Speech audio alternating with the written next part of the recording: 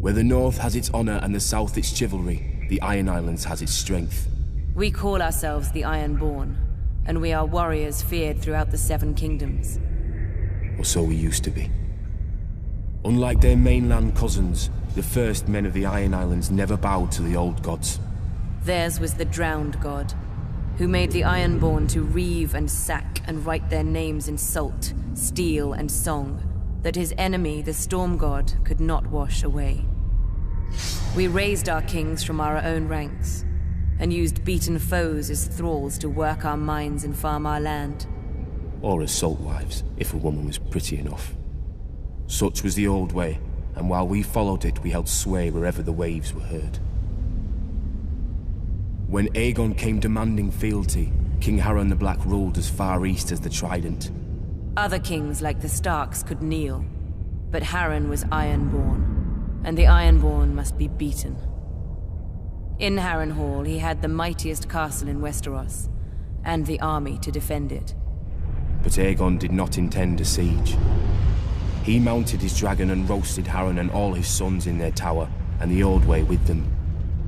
Because of Harren's defiance, Aegon pushed the Ironborn back to our islands and gave the Riverlands to the Tullys.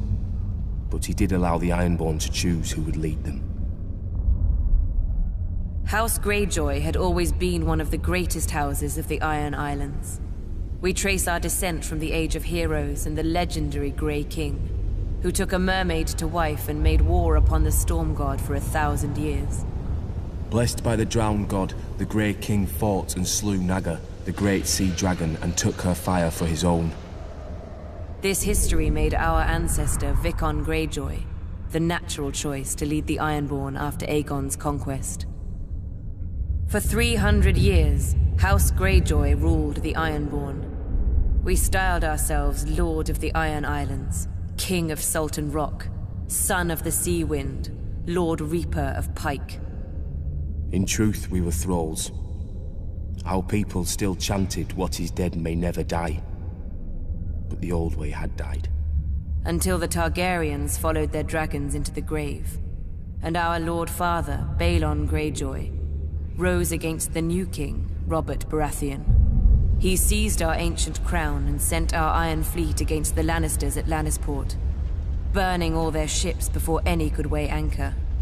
Though Robert and Eddard Stark would later defeat him, they understood us no better than Aegon. The Greyjoy sigil is the Kraken. What it grasped once, it will never surrender. What is dead may never die, but rises again, harder and stronger.